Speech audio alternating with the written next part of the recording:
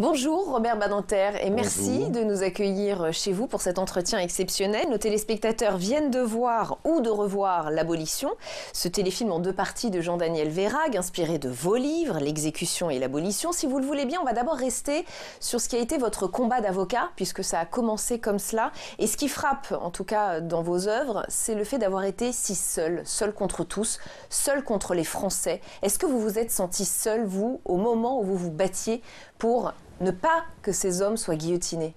Ce que je percevais surtout, c'est à quel point il y avait dans ces procès une tension exceptionnelle, extraordinaire. On ne mesure pas aujourd'hui ce que ça pouvait être que ces cours d'assises autour desquelles il y avait foule qui attendait l'accusé en criant « à mort, à mort, à mort ». Disons-le très franchement, ils avaient commis des crimes terribles, mais l'ambiance qui régnait autour du palais, dans le palais, c'est sans rapport avec ce qu'on peut connaître aujourd'hui. Quelquefois, j'avais le sentiment étrange que la mort, rôdait comme une hyène, invisible mais présente dans les salles d'audience, tellement l'atmosphère y était tendue. Et n'oubliez pas qu'à l'époque, il n'y avait pas 2 degrés de juridiction, il n'y avait pas d'appel. Tout se jouait là.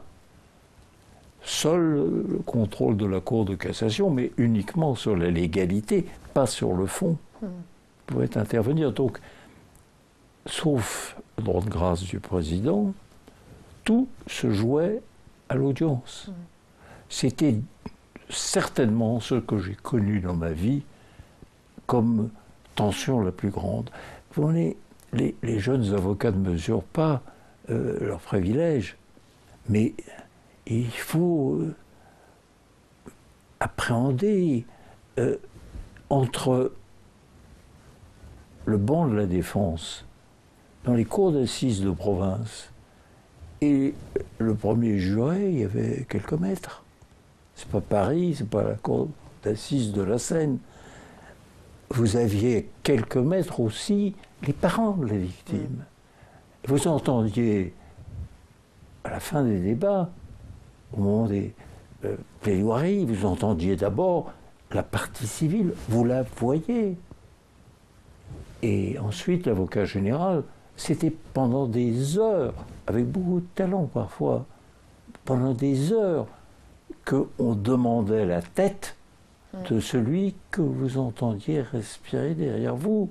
Il n'était pas enfermé dans des boxes comme aujourd'hui.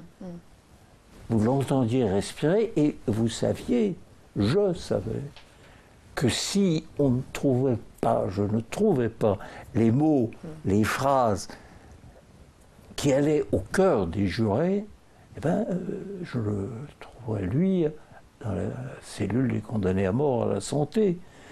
Je l'entendais respirer, celui dont on demandait la tête.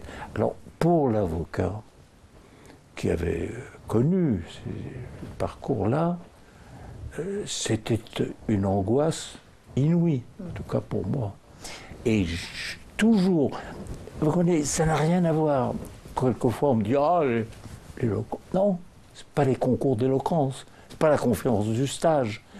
Il fallait que vous trouviez en vous les mots, que vous vous adressiez à ces femmes et à ces hommes jurés, comme un homme, pas comme un avocat, pas comme un professionnel. Il fallait être celui qui leur parle comme un homme à d'autres êtres humains. En faisant quoi? En disant ça, quoi? Quels étaient ces mots? Vous appuyez sur les circonstances atténuantes potentielles, sur le parcours de l'homme, de l'accusé? C'est comme ça que vous y preniez? Ça dépendait à chaque fois. Vous savez, après Patrick Henry, 5 autres m'ont demandé de les défendre avant l'abolition. Et 5 fois, alors qu'ils avaient été tous condamnés à mort déjà une fois, et que la Cour de cassation, pour des raisons de forme, avait cassé l'arrêt. Donc ils revenaient déjà condamnés à mort. Et bien, ces 5 fois-là, j'ai sauvé leur tête. Et j'étais dans un état de transe. Et je le dis clairement, ce n'est pas du tout l'Holocauste. C'est autre chose. Ça doit venir du plus profond de vous. Les Italiens utilisent le terme de le faccia lavata. Il fallait que vous soyez à nu, comme un homme qui s'adresse à d'autres êtres humains et qui leur parle aussi d'eux qui jouaient à ce moment-là leur responsabilité. Oh, c'était terrible. C'était terrible, vous savez, moi je n'ai jamais été gros, mais dans ces moments-là, dans ces journées-là, je maigrissais à vue d'œil. D'ailleurs, j'avais dit un jour à Elisabeth, qui était toujours là, je lui ai dit, en 1981, ça devait être au printemps 81, je lui ai dit, tu sais, ou bien Mitterrand sera élu et on l'abolira, ou bien Giscard sera élu et moi je classerai du cœur à l'audience. Et je le pensais. Parce que vous y laissiez votre santé. D'ailleurs, votre femme s'inquiétait pour vous. Ah non, mais vous ne pouvez pas savoir. Il faut avoir mesuré ce que ça voulait dire comme tension. Je vous dis, je la sentais vivante, la peine de mort, là, comme une bête. C'est comme si vous jouiez votre vie. Ah non, c'est pas autre chose. C'est le sentiment inouï que la vie de celui qui est derrière vous, que vous entendez, dépend de vous, des mots, rien de plus fragile que les mots. Et s'il n'y a pas le sentiment d'une sincérité absolue, vous êtes, ou plutôt, celui que vous défendez est perdu. Qu'est-ce qui a déclenché ça en vous, cette fougue, cette ferveur pour cette cause en particulier? Est-ce que l'exécution de Bontemps, par exemple, est un déclencheur de quelque chose, une forme de traumatisme? Oui, j'étais contre la peine de mort. Mais, je dirais par les hasards de la vie professionnelle, je n'étais pas du tout un spécialiste de droit pénal. Je l'avais été au moment du stage, mes premières années, avec Henri Torres, mais ce n'était pas du tout mon métier, c'était les droits d'auteur. Ne l'oublions jamais. C'était ça, c'était le droit de la presse, c'était les droits intellectuels, c'était ça mon métier. Je trouvais d'ailleurs exquis. Et j'adorais la profession. Mais ça n'avait rien à voir avec ce que j'ai connu dans ces dernières années. Non, ce qui est facteur déclencheur, ça a été escorté Bontemps à la guillotine. Alors, moi j'avais fait un calcul très simple, complètement méconnaissant la profondeur des êtres humains. Je m'étais dit, bon, j'avais réussi à trouver, grâce à des amis experts, que Bontemps n'avait pas, avec son Lopinel, donné les coups fatals à l'infirmière, pas plus d'ailleurs qu'au gardien. Donc il n'avait pas de sang sur les mains. Alors, je m'étais dit, très bien, je vais démontrer ça avec Philippe, et l'équation jouera, celui qui n'a pas versé le sang ne peut pas être tué. Ouais. Rien du tout. On l'a condamné à mort, et Buffet et Bontemps. Évidemment, je ne peux jamais l'oublier, j'ai amené à la guillotine avec Philippe, qui a été admirable d'humanité, j'ai amené à la guillotine un homme qui n'avait pas tué. Je ne sais pas si vous vous rendez compte, pour un avocat jeune encore, ce que ça signifie, amener à l'échafaud, à la guillotine, un homme dont on a pu prouver qu'il n'avait jamais versé le sang. Et en sortant de la santé, j'ai refusé toute déclaration. Il y avait une foule, là, de journalistes, de caméras. Et je me suis dit, toute ma vie, je lutterai contre la peine de mort. Parce que c'est une infamie. Et c'est ce que vous allez faire, mais c'est ce que j'ai fait ensuite. Plus en tant qu'avocat après, ensuite en tant que ministre, avant de venir au parcours législatif de ce texte qui va faire abolir la peine de mort en France, je voudrais quelques mots de votre part sur François Mitterrand, qui a quand même, j'imagine, qui vous a aidé et qu'il se prononce pour l'abolition. C'est à lui, en termes politiques, qu'on doit l'abolition. Campagne de 81, la question de la peine de mort était très présente. Très présente. Même un abolitionniste comme Chirac, oui, face à l'hostilité générale du public envers l'abolition, on avait des formules qui laissaient placer l'ambiguïté. Enfin, oui, ouais, je suis pour, mais Mitterrand, c'est lui qui a répondu aussi clairement que possible. Et, il a fait preuve de courage politique. Ah oui, et qui a répondu aussi clairement que possible aux confrères El Kabbach et Duhamel, qui lui ont posé la question. Je le savais d'ailleurs, il m'avait téléphoné le matin, il m'a dit on demandera à Mitterrand. Bon.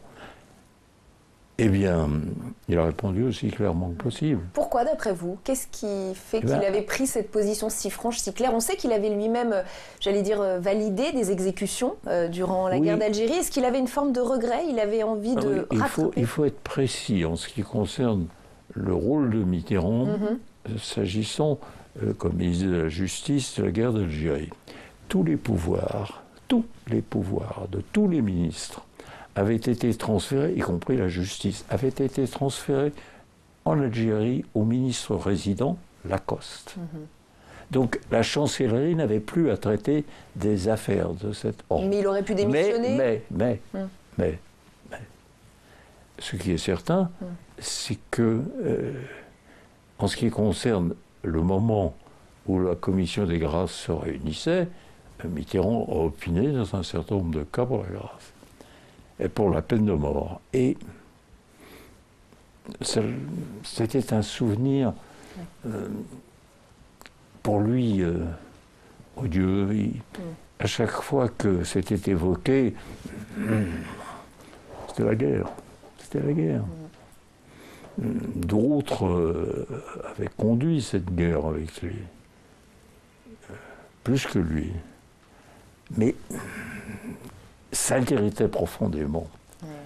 Et le matin, je lui ai téléphoné en lui disant, vous savez, la question va vous être posée. Oh, toujours l'obsession que vous avez avec la peine de mort, mais laissez-moi tranquille. Oh, bien d'autres sujets, ça n'intéresse pas les Français ce soir, ils ne poseront pas la question. Je lui ai dit, vous verrez. J'ai couru à Bièvre et j'ai posé sur son dossier une feuille de papier blanc avec uniquement, une grande feuille comme ça, uniquement en gros caractères, les déclarations du pape, des églises, de la Ligue des droits de l'homme, d'Amnesty International et surtout, connaissant Mitterrand, les grands écrivains, les grands... Voilà. Uniquement ça. Et quand il a répondu, j'ai été... soulagé. Ah non, plus que ça. Ah, plus que soulagé. Parce que ce que je redoutais, c'était une phrase à la Mitterrand, élégante, très élégante, littéraire, mais avec le sentiment d'une ambiguïté structurelle. Et là, il a été aussi clair et net que possible. Oui, je suis contre la peine de mort, ici, etc. Je connais. Et je me suis dit, donc, ça y est, si il est élu, c'est fini. Et vraiment, c'est un acte de courage politique. J'ajoute que c'est aussi, à mon avis, il y avait quelque chose chez lui toujours de politique, indépendamment des convictions. C'était un homme très sensible à l'évolution là des choses et politiquement très compliqué, fin Mitterrand. Il y avait chez lui certainement une conviction qui se libérait. Il y avait aussi, je pense, une intuition politique très fine, qu'il dépouillait l'image qui était la sienne pour revêtir celle de l'homme de conviction. C'est essentiel, s'agissant du président de la République, parce que c'est lui qui appuie sur le bouton. Donc, et puis, longtemps après, je me suis pris à penser, puis à mon avis, il devait penser à Mazarine. Ah. Oui, Mazarine, je le savais, écoutait, elle était en âge, regardait papa à la télévision dans ces émissions-là, et ça a dû jouer quelque part. tellement c'était important pour lui, Mazarine. C'est longtemps après, je me suis dit, tiens, au fond... mais en tout cas, pour Elisabeth et pour moi, c'était l'assurance que l'élection, ce serait l'abolition. Et la suite, on la connaît, il est donc élu, il vous nomme garde des Sceaux. Non, non, il y a un moment essentiel, c'est l'élection législative. Parce que s'il n'y avait pas eu une majorité de gauche au Parlement, à ce moment-là, pas d'abolition. Donc, il fallait encore le deuxième temps, et une majorité absolue. Du coup, vous devenez garde des Sceaux. Alors, il y a le parcours législatif au niveau de l'Assemblée nationale. Revenons peut-être plus précisément sur le parcours législatif de ce texte au Sénat, parce que ça va être un moment intéressant. D'abord, peut-être, procédons par étapes. Quand le texte sort de commission, il se trouve qu'il laisse le Sénat décider. Il ne prend pas de décision tranchée. Qu'est-ce que vous vous dites à ce moment-là, lorsque le texte sort de commission et qu'il n'y a pas de consigne précise, de conclusion forte donnée à ce texte? À l'Assemblée, le contrat était fait. On savait tous qu'avec une majorité de gauche, ce serait l'abolition. Donc c'était un exercice intéressant, important, émouvant, tout ce qu'on veut, mais le résultat était connu d'avance. Pas au Sénat. Et c'est, je dois dire, au Sénat que s'est jouée la partie décisive. Pourquoi la partie décisive? Parce que pour moi, Mitterrand avait donné une session extraordinaire de 15 jours pour l'abolition, pour faire passer le texte sur l'abolition. Et évidemment, je savais qu'à partir de là, si ce n'était pas voté dans les mêmes termes que l'Assemblée, allait commencer une navette qui durerait tout au long des mois suivants, notamment, l'importance et la masse des textes que la gauche avait préparés. Moi, je ne pouvais pas m'imaginer garde des Sceaux d'une justice qui tuait. Donc, c'était essentiel. Et les augures m'avaient dit ce sont des vieilles moustaches, ils vont vous promener, en plus vous êtes dans ce domaine un novice, ils vont vous promener avec des amendements, des peines de substitution, ils vont peut-être vous voter l'abolition, mais ça sera tellement conditionné que vous serez contraint de faire des navettes, ça ne sera pas avant le printemps. Oh, ça n'allait pas du tout. Donc la vraie question, cette fois-ci au Sénat, c'était convaincre. Et convaincre des majorités qui s'étaient prononcées 6 mois plus tôt en faveur de la motion qu'avait présentée M. Perfit. Il est temps d'attendre. Bon. C'était loin d'être gagné face au Sénat. Oui, ah bah oui, il n'y avait pas eu d'élection sénatoriale. On n'avait pas renouvelé le Sénat. Donc, comment avez-vous fait? Je vais vous le dire, deux éléments. Le premier, je me suis dit, pas de discours flamboyant comme à l'Assemblée. Non. Deuxièmement, la ligne directrice, celle qui peut conduire au succès, c'est l'Europe. Oui. C'est la communauté européenne, on disait à ce moment-là. Et le retard de la France par rapport au reste du monde. Et le fait que nous étions le dernier État, ce qui était une honte, et qui paralysait aussi, d'une certaine façon, la justice pénale, parce que en matière de grands crimes, il suffisait qu'un meurtrier en France, couvert de crimes, passe la frontière, il était arrêté, mais on n'extradait pas pour un pays qui exécutait. Donc ça nuisait aussi à l'efficacité de la justice pénale. Mais sur le plan des principes, c'était clair, c'était une honte pour la France qui se veut patrie des droits de l'homme. Et ça parlait aux sénateurs. Cette comparaison internationale, ça leur parlait. Il y a eu liberté de vote. Oui. Là, j'ai retrouvé les délices de la République parlementaire.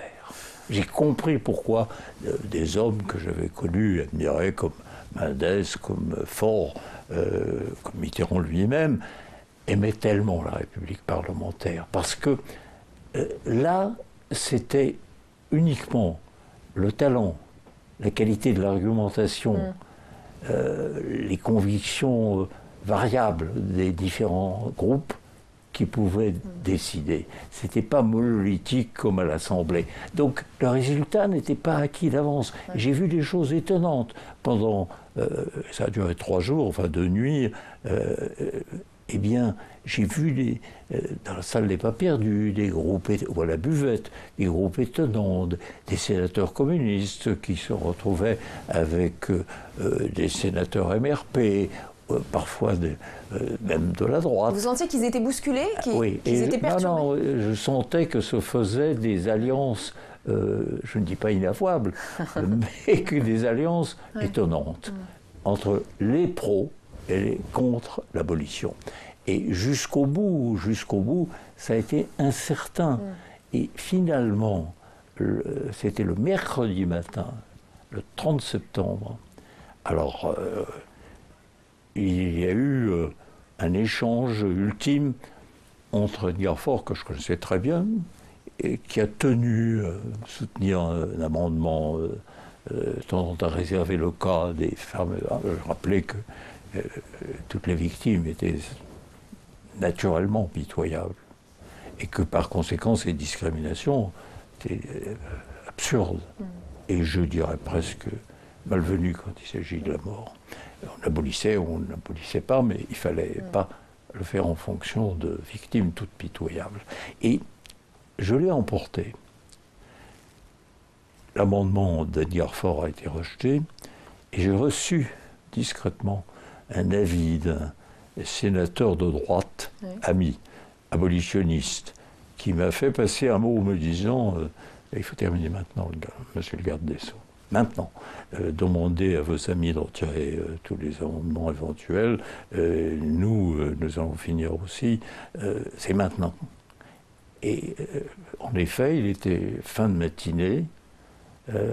Il était très exactement quand le vote est intervenu et que l'abolition a été inscrite dans nos lois, midi 25, le 30 septembre.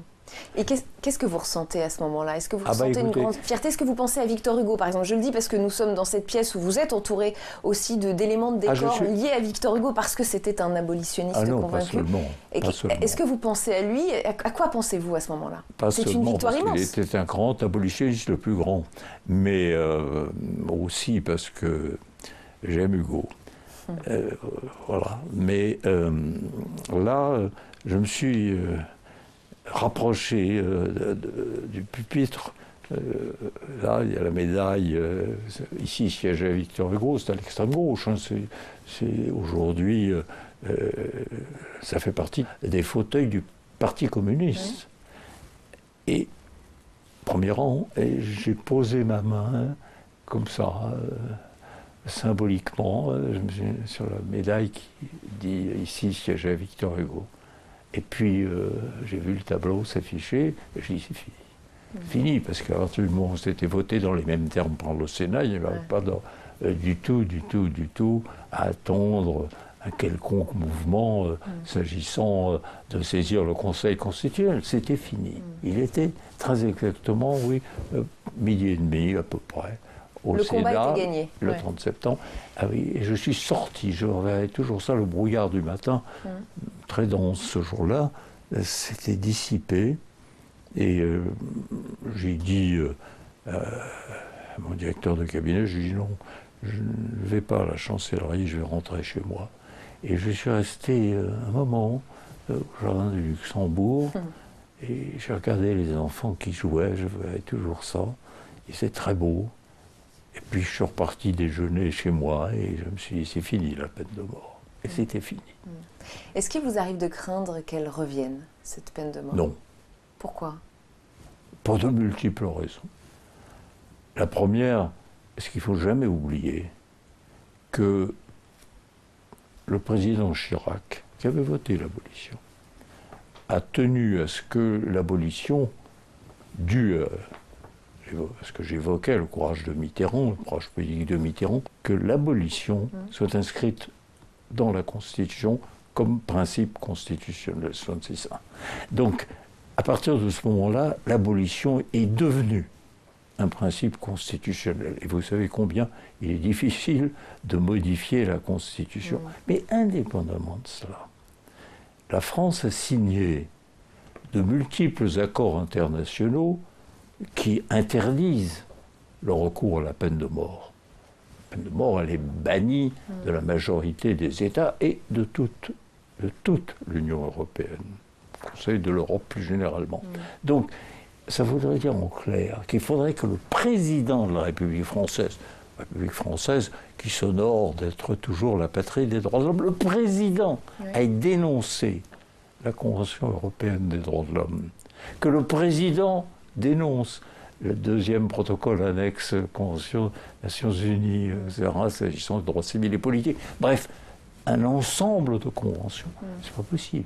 On ne peut pas être à la fois le président de la République française et dénoncer ces conventions-là. Et pourtant, vous l'entendez, cette petite musique, vous entendez ce débat qui revient, vous entendez ces personnalités politiques qui remettent ce sujet sur la table en disant qu'ils sont contre. Ils se gardent toujours de dire comment.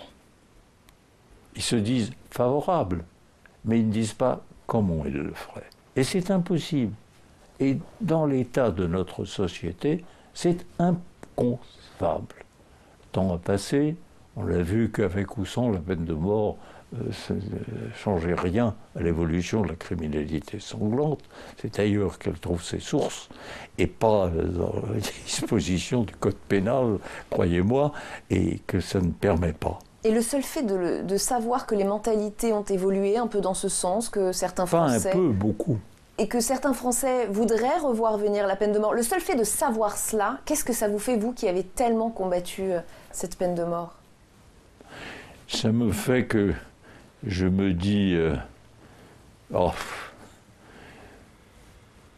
la vieille bête n'est pas encore complètement morte ni éteinte, mais c'est fini. Sauf un cas, historiquement et constamment exact. Si la France redevenait une dictature comme à certains moments de son histoire, difficile, parfois tragique, à ce moment-là, le lien qui existe, qui est partout et historiquement vrai, entre la peine de mort et la dictature, jouerait. D'ailleurs, il n'y aurait pas que simplement le retour à la peine de mort. C'est l'ensemble des libertés qui seraient soumises à le dictateur. Il y a entre la dictature et la peine de mort un lien secret, mais absolu.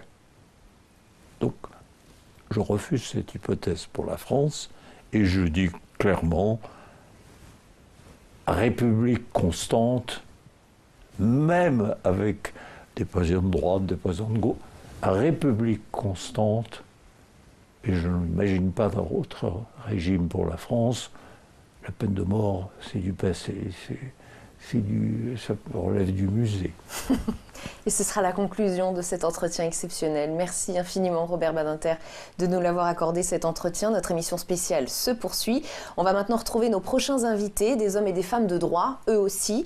Et on va notamment entamer une réflexion sur la profession et la fonction d'avocat, parce que le téléfilm est ponctué de conseils qui vous sont donnés, Robert Badinter, par Henri Torres. On va revoir ensemble un extrait et on va entamer les discussions avec nos invités juste après. Tu penses toujours à la justice, tu répètes c'est juste, c'est pas juste, comme un petit rabbin accroché à ses livres. La justice, mon petit, ce n'est pas ton affaire. Tu n'as pas à rendre la justice, toi tu ne décides de rien. Tu ne condamnes personne. Tu ne peux même pas acquitter quelqu'un, non. Ton problème à toi, ce n'est pas de savoir ce qui est juste ou non. Ton seul problème, ta raison d'être à toi, avocat, c'est de défendre. Ah, c'est vrai, tu ne bois pas. La défense, mon petit, c'est une totalité. Je veux dire par là que tu dois t'engager totalement. La défense, c'est de ne jamais céder un pouce de terrain à l'adversaire. Ne jamais rien tenir pour acquis à l'accusation. C'est refuser même d'admettre l'évidence. Parce que d'évidence pour un avocat, il ne peut y en avoir qu'une. c'est que personne n'est coupable. De rien. Même pas du crime qui vient d'être commis, avec le cadavre encore chaud et le revolver dans la main du meurtrier. Si pour toi, il n'y a pas de coupable, si pour toi, ce ne sont que des imbéciles ou des pauvres types, et même des salauds, mais pas des coupables, jamais des coupables, alors, tu es un avocat. Ils auront volé peut-être, ou même tué. Mais pour toi, l'essentiel n'est pas là. Tu défends un homme qui a tué ou volé. Parce que c'est un homme d'abord. Voilà les mots d'Henri Torres, incarné par Gérard Depardieu dans L'abolition de Jean-Daniel Verhaeghe, et tiré des livres de Robert Badinter, qui nous confiait à quel point le flamboyant Henri Torres l'avait marqué dans son parcours d'avocat. On se retrouve en plateau avec nos invités pour évoquer ces questions de rôle d'avocat, d'importance du droit, de justice, d'une définition de bonne justice. Avec nous, Jean-Pierre Mignard, bienvenue. Vous êtes avocat spécialiste des questions de droit pénal, maître de conférence à Sciences Po, membre du comité consultatif national d'éthique. Et face à vous, Marie Dauzé, bienvenue à vous également. Vous êtes avocate spécialisée dans les affaires pénales. Vous venez de publier Éloge de la prescription aux éditions de l'Observatoire. Avant de parler de cette fonction d'avocat, un mot peut-être tous les deux de Robert Badinter. Jean-Pierre Mignard, qu'est-ce qu'il représente pour les avocats en général et peut-être pour vous en particulier? Eh bien, pour moi, il représente... alors, c'est bien évidemment un confrère et un homme, d'abord, qui s'est battu de manière somptueuse, passionnée et tragique, parce qu'il vivait ces tragédies à chaque fois qu'il plaidait. J'assistais au moins à l'une d'entre elles. Mais ce qui m'a beaucoup frappé, moi qui ai quand même une formation politique, c'est que il était capable à chaque procès de développer un argumentaire, y a-t-il ou non des faits. Deuxièmement, il développait l'exemplarité de la peine, à savoir que ce n'était pas exemplaire. Et puis, bien évidemment, le principe de la mort, qui de plus en plus s'est imposé dans ses plaidoiries, et sa conception qu'on voit très bien dans les films, dans l'exécution et dans l'abolition, c'est-à-dire que chaque procès d'assises était un homme, c'était des hommes arrachés à la mort, mais c'était, j'allais dire, comme un mouvement politique gagne des circonscriptions. Circonscription par circonscription, je me rapproche du pouvoir. D'une certaine manière, cour d'assises par cour d'assises, j'allais dire circonscription par circonscription, Robert Badinter avait gagné des jurys, et chaque jury rallié à sa conception, à sa vision, était une défaillance du camp adverse et la préparation de l'opinion à accepter. J'étais très impressionné parce que c'est à la fois une immense sincérité, une grande passion et une stratégie politique. Et vous, Marie Dauzé, on a du mal à savoir ce qu'il représente pour les avocats de votre génération, par exemple. Il est l'abolition de la peine de mort.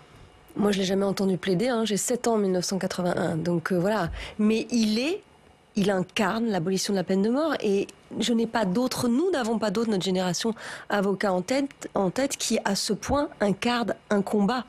Le combat d'une vie, que ce soit d'une robe, mais aussi ensuite du costume ministériel qu'il a endossé. Enfin, je songe à Henri Leclerc. Henri Leclerc a défendu des causes, il a mené des combats, mais cet avocat est l'incarnation de l'abolition de la peine de mort, donc il représente énormément pour nous, pour notre génération. Alors Henri Torres a joué un grand rôle dans sa vie. Je répète quelques mots que l'on vient d'entendre. Si pour toi, il n'y a pas de coupable, si pour toi, ce ne sont que des imbéciles ou des pauvres types, et même des salauds, mais pas des coupables, jamais des coupables, alors tu es avocat, tu défends un homme qui a volé ou tué parce que c'est un homme d'abord.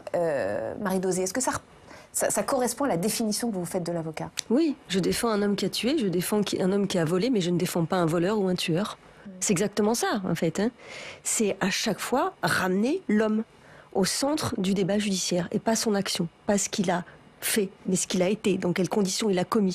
Là, je parle évidemment de celui qui reconnaît les faits. On est sur un autre combat lorsqu'on est sur l'acquittement ou sur quelqu'un qui assure de son innocence et dont on doit obtenir l'innocence. Ça, c'est autre chose. Mais oui, on défend à chaque fois un homme qui, et pas un voleur ou un tueur.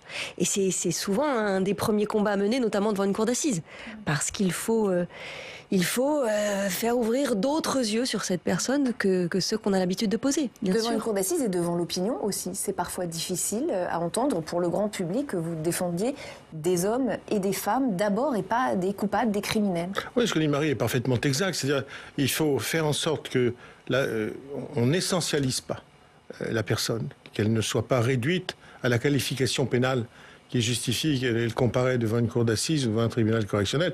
Ça, c'est tout à fait, mais c'est majeur. C'est d'ailleurs la seule possibilité qu'on ait par la suite de lancer des ponts et de trouver un langage avec les juges, qu'ils soient professionnels ou qu'ils soient jurés. C'est tout à fait, ça c'est essentiel. Ça marche ou ça marche pas. Il faut d'ailleurs soi-même non seulement avoir les principes que vient de poser Marie, qui sont fondamentaux, mais il faut être capable, c'est compliqué, d'avoir une empathie aussi avec celle ou celui que l'on défend.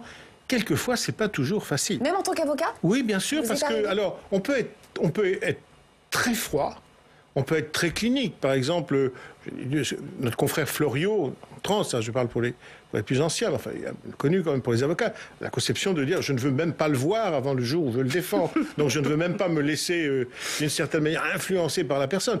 Parce qu'au risque peut-être d'être déçu et peut-être même d'avoir une aversion pour la personne. Vous voyez, il y a ça. Et de voir le coupable plutôt que l'homme. Ben oui, bien évidemment. Mais deuxième point, puis ça parle à Marie, c'est que deuxième point, on peut avoir beaucoup de sympathie, on peut même avoir de l'affection.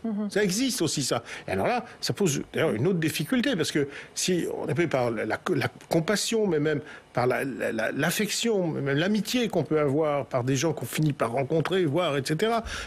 Alors là, on peut effectivement succomber à des sentiments très subjectifs qui nous font peut-être ne pas être complètement efficaces lors de la défense. C'est extrêmement compliqué. Et puis votre travail, et vous allez me dire si je me trompe, c'est aussi d'appuyer sur les circonstances atténuantes. Et là aussi, je me mets du point de vue de l'opinion. Certains diront l'excuse sociale, des choses difficiles à entendre, toujours du point de vue du grand public, Marie Dauzé.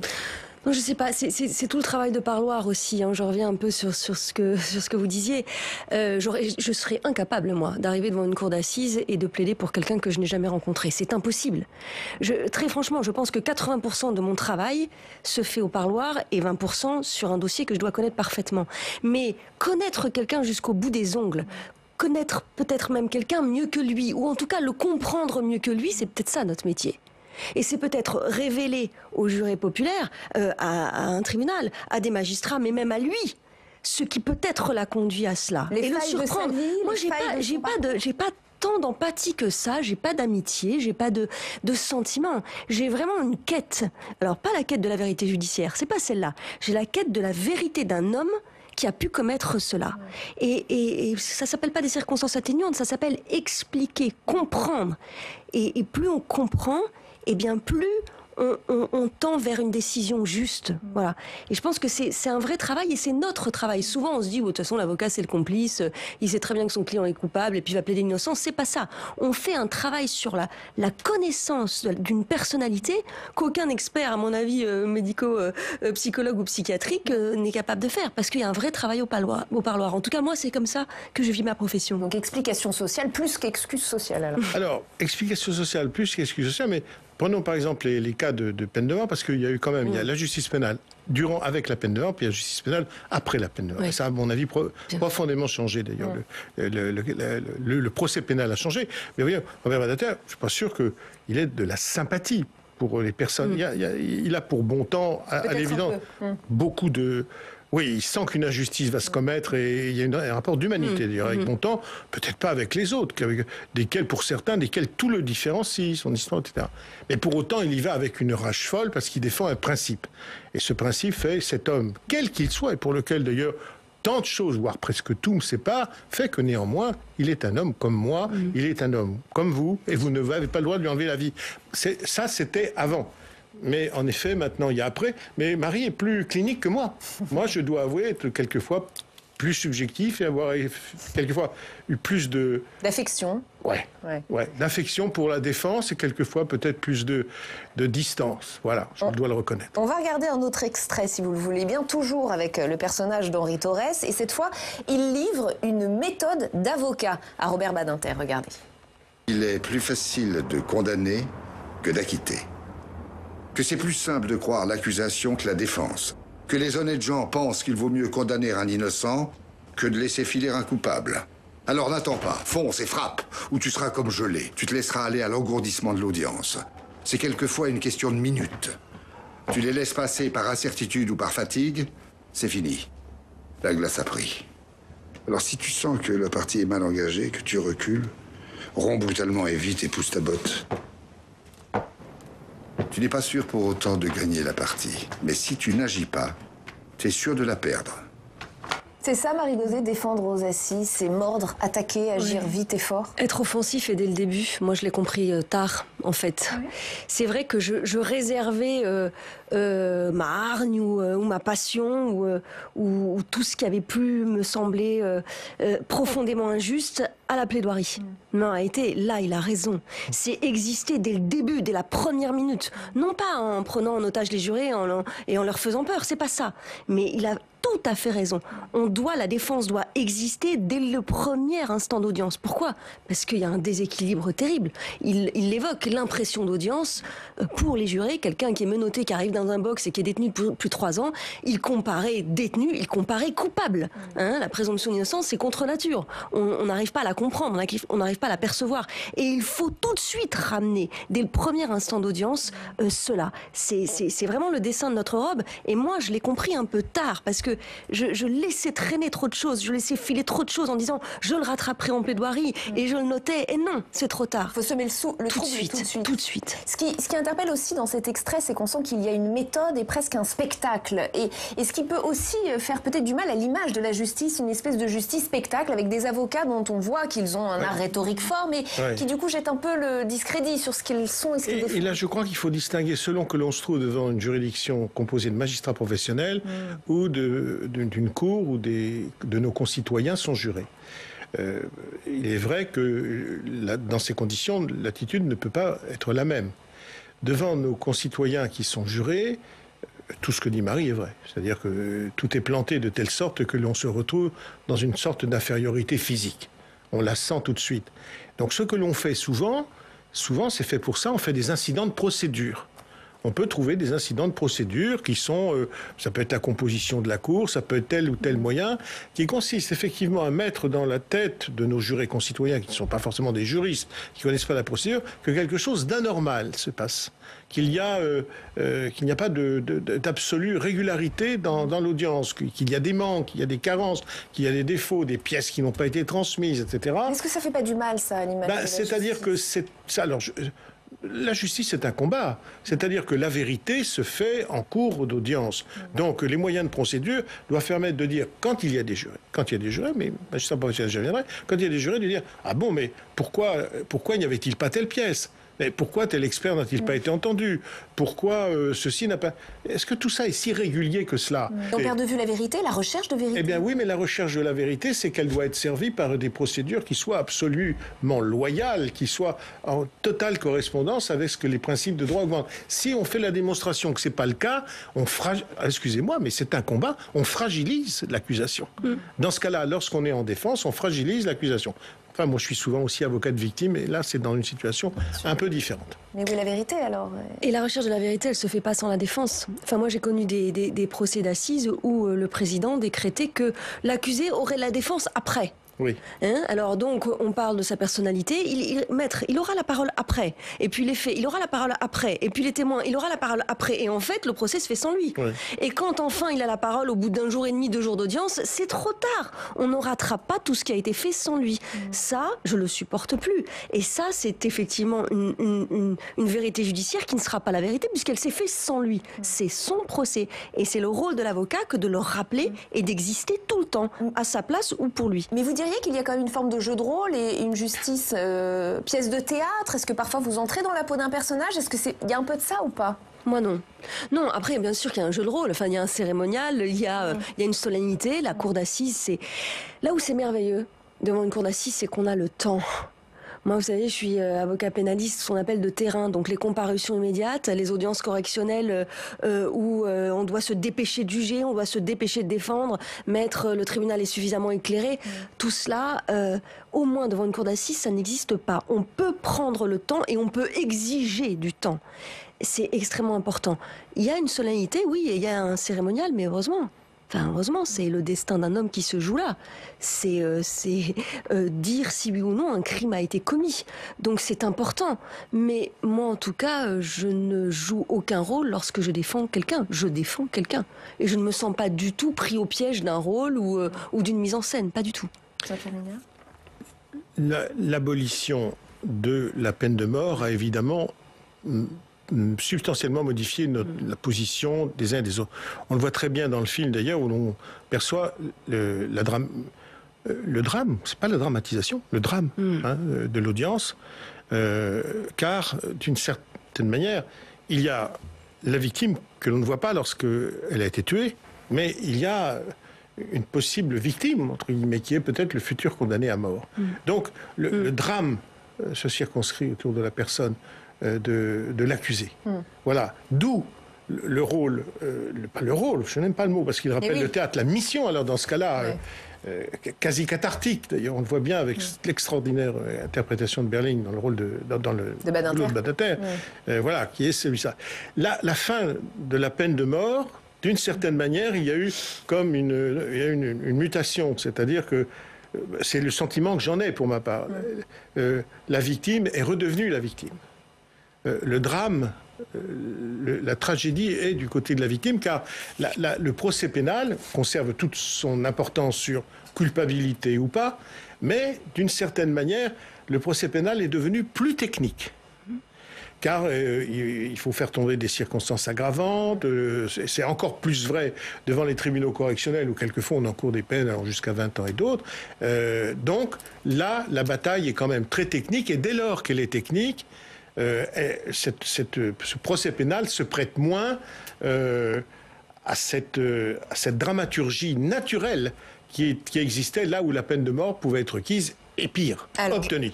C'est ça, beaucoup changé le métier. Moi j'ai connu les deux et je dois avouer que c'est majeur comme différence. Allons un peu plus loin, si vous voulez bien, là aussi, sur la question de la peine de mort. On ne peut pas tuer un homme qui n'a pas tué, répète Robert Badinter, et pourtant, la justice a parfois tué des hommes qui n'avaient pas de sang sur les mains. C'est ça, la justice. Écoutez, là aussi, Henri Torres sur le sujet. La mort du condamné, c'est l'injustice à l'état brut. La seule. Celle qui ôte à l'avocat même sa raison d'être. Parce qu'elle est définitive. Parce qu'il ne peut plus rien. Et cette définition, qu'est-ce que vous en pensez, Marie Dauzé? La peine de mort tue la fonction même d'avocat? Bien sûr, évidemment. Et en même temps, j'ai une autre phrase qui résonne en moi. C'est mon premier patron. On avait été désigné par un criminel en série très médiatique, dont je ne donnerai pas le nom, mais vraiment, bon. Et je me souviens, je lui dis, regardez, on est désigné dans ce dossier. Il a eu cette phrase. Mais tu sais, Marie, depuis l'abolition de la peine de mort, il y a certains dossiers. À quoi va servir la défense? Il va être condamné au maximum et nous le savons déjà. À quoi servons-nous? Donc c'est étrange parce que ça fait une drôle de résonance avec ce qui vient d'être dit. Voilà, je veux rester humble par rapport à l'histoire. J'entends évidemment cette phrase et puis j'entends celle de mon premier patron et ça rebondit aussi sur ce que vous venez de dire. C'est un autre métier désormais, oui. Et Badinter change tout d'ailleurs dans cette longue bataille qu'il va mener, parce que il comprend à un moment donné, il le fait avec énormément d'intelligence, qu'il faut en faire une cause. C'est pour ça d'ailleurs que pour le procès de Patrick Henry vient le directeur de l'Institut de criminologie Léoté, le prix Nobel Landauer, un grand psychiatre, et que le président dit « mais enfin ça ne nous concerne pas ». Il dit non, c'est une grande affaire qui nous dépasse tous, donc nous allons entendre ces personnes qui ont une légitimité pour l'évoquer. Elle vous semble remporter cette bataille à tout jamais? Non, elle n'est pas remportée, parce que je vois les sondages. Les sondages montrent qu'il y a toujours quand même un nombre très très significatif de Français qui sont toujours favorables à la peine de mort. C'était le cas aussi. Oui, mais ça veut dire que ça n'a pas tant bougé que ça. Et deuxièmement, il y a au moins 2 candidats, dont l'une dit qu'il faudrait faire un référendum pour voir si les Français sont d'accord. Quant à l'autre, il dit, peut-être pas encore candidat, je m'en fiche, et qui dit, oui, c'est une erreur de l'avoir enlevé. On a de toute façon signé le protocole de la Convention européenne des droits de l'homme, qui dorénavant fait, en symbiose avec le pacte de New York relatif aux droits civils et politiques, on ne peut pas effectivement revenir sur la peine de mort, on peut toujours d'ailleurs abroger des traités. On peut dire qu'on se fiche des traités. Vous savez pourquoi on a mis tant de temps à signer ce protocole? Ça, c'est intéressant. La France avait été majeure dans la rédaction de la Convention européenne des droits de l'homme, et il y avait effectivement la peine de mort. On a mis 30 ans, grâce à Mitterrand et Badinter, à signer ce protocole. Et Chirac, n'oublions pas Chirac, il a joué un grand rôle aussi, qui a permis de ne jamais revenir en dessous. C'est parce que nous avons eu les guerres coloniales. Et c'est pourquoi la France a mis tant de temps sur la peine de mort. Parce qu'il y avait les guerres coloniales. On exécutait à mort en Indochine. On exécutait à mort en Algérie. Donc on attendait. Moi, le reproche que je fais à Valéry Giscard d'Estaing, c'est qu'à partir de 1963, ça ne justifie pas les morts d'avant, mais il n'y avait plus de guerre coloniale. Et là, je pense qu'il fallait décider d'en terminer, mais il était contre la grâce. C'est ça qui se joue. Hein. Oui, la grandeur d'un homme d'État, c'est aussi de savoir prendre une belle distance avec l'opinion publique. Moi, j'ai peut-être 7 ans, mais je me souviens de cette phrase. Je me souviens de, je ne sais plus qui l'interview, mais monsieur François Mitterrand, la majorité des Français sont contre l'abolition de la peine de mort. Est-ce que vous maintenez que vous l'abolirez? Et il répond, je vais l'abolir et je vais gagner l'élection présidentielle. Et lorsqu'on vote pour François Mitterrand, alors qu'on est pour la peine de mort à ce moment-là, en tout cas la majorité des Français, on sait aussi qu'il est capable de cette belle distance avec une opinion publique qui parfois charrie le pire. Et en quelques mots, est-ce qu'il reste, d'après vous, une grande cause ou des grandes causes pour faire évoluer la justice dans le bon sens? Aussi forte que l'abolition de la peine de mort? Peut-être pas. Aussi cathartique que la peine de mort, non, je ne pense pas. La bataille, elle est quasi quotidienne devant nos tribunaux, faire en sorte que les peines soient quand même qu'il y ait quand même le moins possible d'automaticité des peines. Parce que si nous rentrons dans des régimes sécuritaires d'automaticité des peines, ça veut dire effectivement, alors que dans ce cas-là, de nouveau, on va abandonner l'individualisation, les personnes, ça n'a pas beaucoup d'importance. On défend un ordre et un ordre sécuritaire. Il faut faire ça très très attention, c'est ce qui nous guette. Marie-Dosé. Individualisation de la peine, effectivement, vous avez raison, mais surtout du sens, donner du sens à la peine. Et tant que les prisons en France seront dans cet état-là, la peine n'aura pas de sens. Elle n'aura de sens que d'enfermer celui qui a commis un crime dans son crime et de créer de la violence là où il y en a déjà. Et de la récidive. Il est temps, et de la récidive, évidemment. Il est temps vraiment qu'on transforme nos prisons. Ça, c'est le sens de la peine. Le jeu carcéral qui est en train de se jouer là, c'est terrifiant. Et on le sait, on a été condamné par la Cour européenne maintes fois pour traitement inhumain et dégradant. Et on ne parvient pas à mettre intelligemment des moyens intelligents dans la prison et donc dans le sens que l'on donne à la peine. Et on s'arrêtera sur ces mots. Merci à tous les deux d'avoir participé à cette émission spéciale, Un monde en doc sur l'abolition de la peine de mort à l'occasion du 40e anniversaire du vote du texte. Merci à vous de nous avoir suivis. À très bientôt sur Public Sénat.